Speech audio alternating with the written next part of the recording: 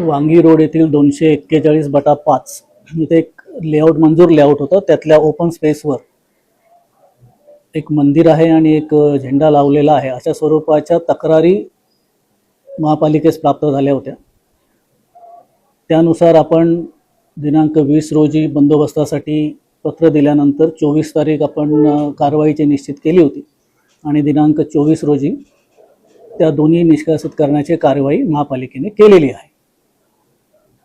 याच्यामध्ये प्रशासनाने लोकप्रतिनिधींना काही कॉन्फरन्समध्ये घेतलेलं होतं का? महापौर तुम्हाला एकूणच कारवाई झाली महापालिकेची त्याच्या संदर्भात काही माहिती नाही. ही कारवाई संपूर्णपणे प्रशासकीय स्वरूपाची असल्यामुळे कुठल्याही लोकप्रतिनिधींना याबाबत कुठलीही कल्पना आम्ही दिलेली नव्हती, कारण ही कारवाई प्रशासकीय स्वरूपाची होती. नेमका काय घटनाक्रम आहे याचा सांगा पूर्ण सविस्तर. तुम्हाला आलेल्या तक्रारी तक्रार कोण देते आपल्याकडे रहिवाशांच्या तक्रारी होत्या आणि ह्या 2-2.5 महिन्यापूर्वीच प्राप्त झालेल्या होत्या. त्याच्यानुसार मधल्या काळात निवडणुका असतील, सण वगैरे होते, त्या निमित्ताने आपण ही कारवाई पुढे ढकलली होती. ती आपण 24 तारखेला केलेली आहे. काय तक्रारी होत्या आणि काय परिस्थिती? ओपन लेआउटमध्ये एक मंदिर आहे आणि एक झेंडा आहे आणि तिथे अशा स्वरूपाच्या हे दोन असल्यामुळे तिथे काही वाद होण्याची चिन्हे आहेत अशा स्वरूपाच्या तक्रारी प्राप्त झाल्या. मूर्तीची विटंबना झाली, झेंड्याची विटंबना झाली, अशा स्वरूपाचे आरोप झाले.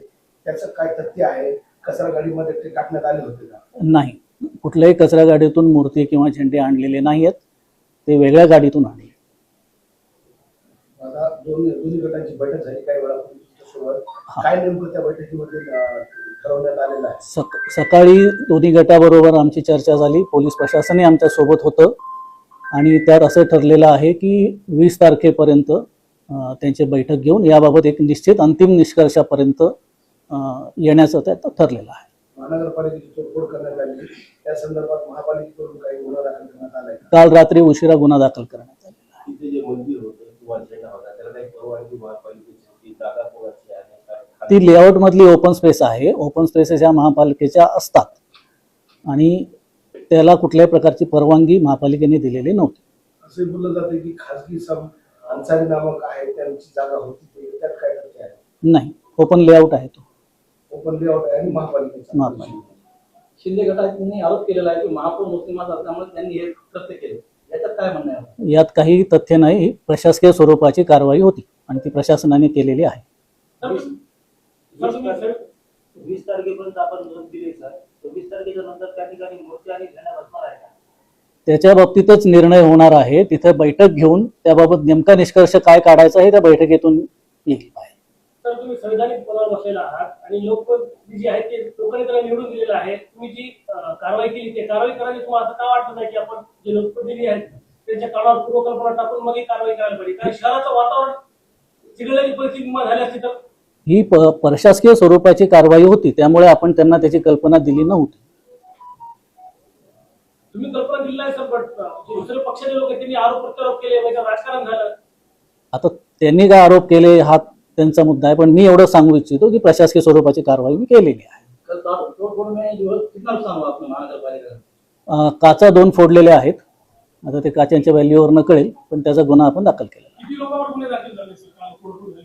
माझ्याकडे FIR ची कॉपी आलेली नाहीये, पण मला वाटतं 10 ते 12 लोक असतात. यापुढेही अतिक्रमण मोहीम महापालिकेची चालू राहते. अतिक्रमण काढणे हा महापालिकेच्या प्रशासकीय स्वरूपाचं कामकाज आहे. त्यामुळे अतिक्रमणही काढावीच लागतात. त्यामुळे तशी कारवाई ही निरंतर चालू राहणार आहे, ती ठेवावीच लागते. 20 तारखेला जी बैठक ठेवली तर 20 तारखेला बैठक नाही ठेवली आहे. 20 तारखेपर्यंत बैठका घेऊन याच्यावर निष्कर्ष काढायचा.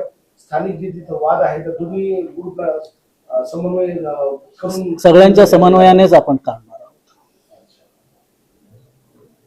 तुम्ही सांगायला तुम्ही तोडफोड करणाऱ्यावर महापालिकेत नुकसान याच्यावर गुन्हे दाखल केले, पण जी घटना घडली त्या घटनेमुळे काही लोकप्रतिनिधी अशा प्रकारे काही चितावीसवर आरोप प्रत्यारोप केले, त्याच्यामुळे शहराचं वातावरण खराब झालं. मग त्या हिशोबात तुम्हाला वाटतं का की संविधानिक पदावर तुम्ही बसलेले आहात की त्या लोकप्रतिनिधीवर काही गुन्हे दाखल करावा, अशा प्रकारे त्यांनी जे ऍक्शन घ्यायला पाहिजे? नाही, कारवाई आपण केलेली आहे आणि माझं समस्त परभणीकरांना नम्र निवेदन असेल की कुठल्याही अफवावर विश्वास ठेवू नका, कुठल्याही चेतावणीवर विश्वास ठेवू नका आणि आपले सण आता जे आहेत शांततेत आणि आनंदात साजरे करा.